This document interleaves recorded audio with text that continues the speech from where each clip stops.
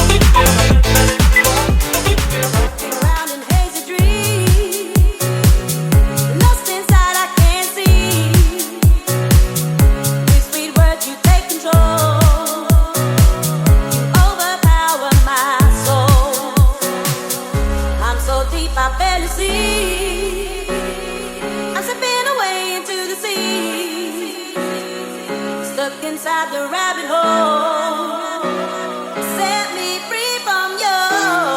Somebody please keep me from twisting, keep me from dizzy, keep me from twisting, keep me from somebody please keep me from twisting, keep me from dizzy, keep me from twisting. Somebody please help me, keep me from twisting, keep me from dizzy, keep me from twisting, keep me from somebody please keep me from twisting.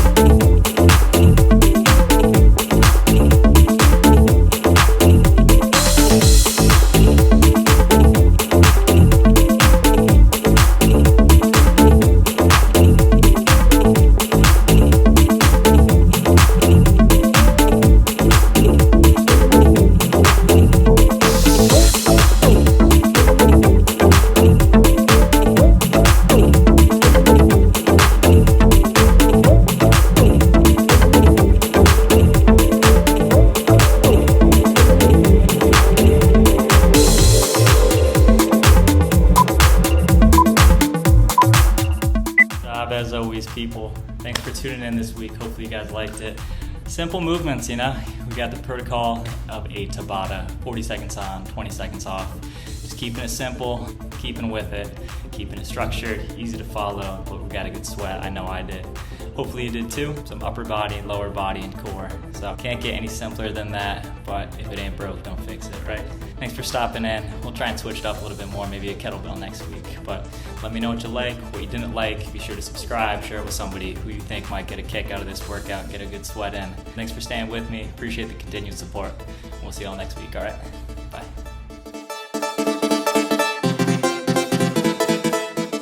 We're checking out a variation to a pushing movement. So this one right here is going to be an elevated dumbbell push-up. Nothing different than a regular push-up. We're just increasing that range of motion. We're kind of situating ourselves up atop the dumbbells, so not too wide, not too narrow. A shoulder width, same idea. Have our feet a little bit wider than shoulder width though. So this is gonna create a little bit more of a wide foundation, a little bit more support for you.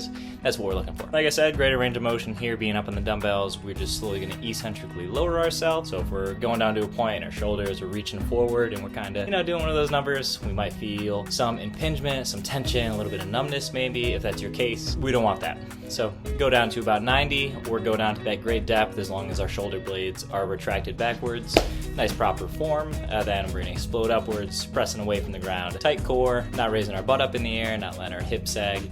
So nice straight line from the heels up to the head. Just another pressing variation for you. Looking to light up our tris. This is a good movement here for us. This is gonna be a tricep kickback. Foot-wise, let's start off from the ground up, maybe shoulder width apart, right? Do a soft bend in the knees, get that nice perfect hip hinge that I know you all got. We're gonna lean our chest down, and then we're gonna pull our dumbbells up to our sides, almost as if we're doing a bent over row.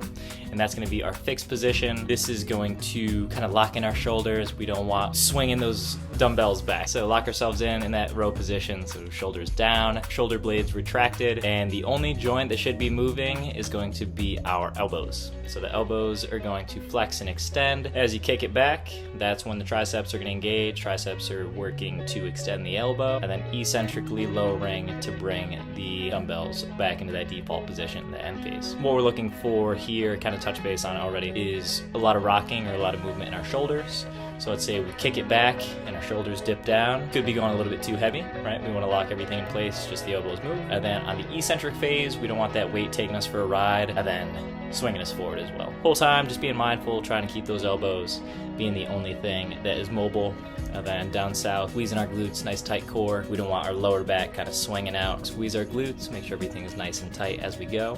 And just pumping it out, getting that kickback for you. Little variation for an overhead press. This one is a barn door press. Exactly how the name implies, we're opening up a barn door. So if you can picture barn doors, open it up. We're in a front rack position. Arms are gonna be the barn doors. So what this is doing is forcing the little shoulder stabilizers, that little musculature surrounding our shoulder blades, surrounding that girdle, subscapularis, rhomboids, infraspinatus, all those fun guys. Those are gonna have to dynamically work together as we open ourselves up, bring ourselves back down together, stabilize everything right, and then we're gonna go ahead, do a press. So on the barn door portion of this one, we don't want to get too excited with the weight and throw it back there, let it get away from us. Now we're in a compromised position, we're kind of making a W, and that's not the best position we want our shoulders to be in, especially with the weight, wrists, and everything going backwards. So give it about a 2-3 Mississippi, nice, slow, controlled. Big stretch of the chest, let those shoulder blades pinch together. Almost picture, if there's a pencil back there, try and squeeze it back there with your shoulder blades. So that's a good image for you to get back there, get that good retraction. And then as we come back together, we're gonna want our forearms as vertical as they can get, right? So stacked right underneath our wrists, right above our elbows, nice and vertical. And that's gonna create that good platform for generating strength, pressing upwards. Shoulders are gonna stay down. We don't wanna get shruggy. So pin everything down, pressing up strong. And then as we are up overhead, same idea, squeezing the glutes, everything's tight as a package. We don't want our lower back swinging out. We don't want our ribs flaring up. So everything nice and compact, nice and strong in that press. Slowly lower down, back into that barn door. It's a barn door overhead press. Checking out a rowing variation. We've touched upon a handful on this channel. I may be talking about the same one over again, but we're looking at a dumbbell bent over row. So let's position ourselves, starting from the foundation right here. So feet shoulder width apart, soft bend in the knees, nice hinge pattern so the hips go back, chest is gonna fall down. Watching for our lower back to do one of those numbers. We don't want that, so still squeezing the glutes, making sure nice neutral spine alignment, and then we're just gonna let those arms hang right down. Those are almost going to be perpendicular or parallel with our legs, so almost vertical. And then as we pull, we're looking to keep our shoulders down, so getting those lower traps involved. Retract the scapula, pull hard through the elbows, and we're bringing those dumbbells up into our back pockets, if you can visualize that one. So as opposed to, being too up north and we're pulling, we are flexing the elbow right here, and we may think that we are doing that nice row mechanic, but in that we might be just recruiting a lot more of our biceps, compromising our shoulder with the rock forward. So those are just little cues to be mindful of. So the whole time we're still flexing that elbow, bicep it's gonna help out, but the whole time try and focus on driving through that elbow, really get that lat involved, get a really big squeeze, track that scapula, big squeeze up there as well, and that'll be our bent over row. Checking out a squat variation, so we may have done it with kettlebells, single arm, contralateral, maybe even a barbell. This one is going to be focused on dual dumbbell work.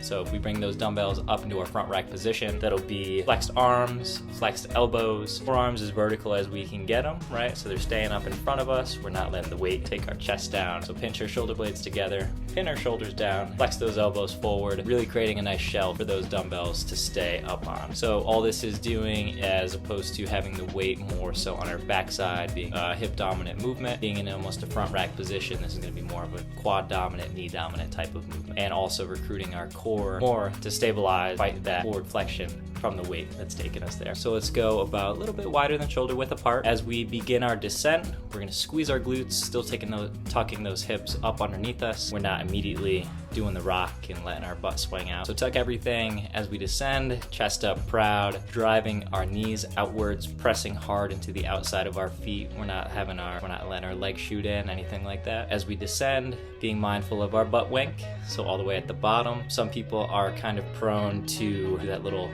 tuck under you may see, or next time you see someone squatting, be mindful of that. We want to avoid that. So if we are squeezing our glutes the whole time, that's going to prevent or make it more difficult to have the butt wink. Squeezing everything, making sure they're nice and tight, and then as soon as we press upward, same idea, driving out through everything. Chest is going to lead our hips. So we're moving up at the same time, not letting our butt come up first and our chest do like a weird good morning type thing. So everything's going up at the same time. That'll be our squat. Take a deep breath, reset, and begin for that second set. This will be our front rack dumbbell squat. I'm sure you have seen RDLs, all types of programming or all types of workouts. What does it stand for? It is a Romanian deadlift. Great variation to tax our hamstrings a little bit more if we want to get a little bit more work in for our glutes, and we only have kettlebells or dumbbells. Today we're explaining it with a dumbbell variation. So the same way you would set up for a typical hex bar deadlift, or maybe a trap bar, barbell, any type of deadlift variation, minus the sumo.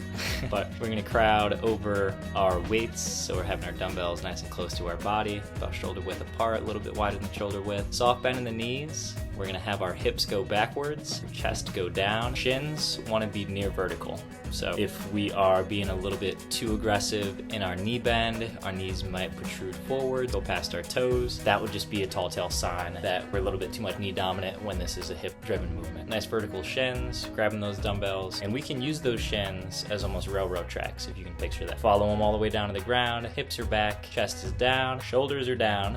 Shoulders are retracted. We're not letting that weight kind of pull us forward, take us for a ride. When we reach that deepest point, should be feeling a nice big stretch in those hamstrings. And you'll feel it when there is some tension back there, when there's a little bit of a strain, a little bit of pulling, right? That's when we want to start coming up. We don't want to force anything and kind of compromise our form. So we want to be very sound about everything as far as proper mechanics. So squeezing our glutes, drive those hips forward, digging hard through those heels, and that's what's going to bring our chest forward. So as opposed to just thinking, let me lift up the weight, picture hips go back, hips go forward, and that'll take care of everything else within this movement. When you're at that lowest position, squeeze your glutes, drive those hips forward, and that's going to raise up everything in the process. It's a great hamstring mobility movement, great glute development exercise. This is our Romanian deadlift. Different variation here of a squat pattern. Traditionally, we're a little bit wider than shoulder width, front rack, barbell, any type of squat pattern. Today, today we are doing a dumbbell sumo squat. So if you can do your best sumo wrestler impersonation, nice wide stance, almost like you're hopping onto a horse, then we're gonna point our toes outwards a little bit.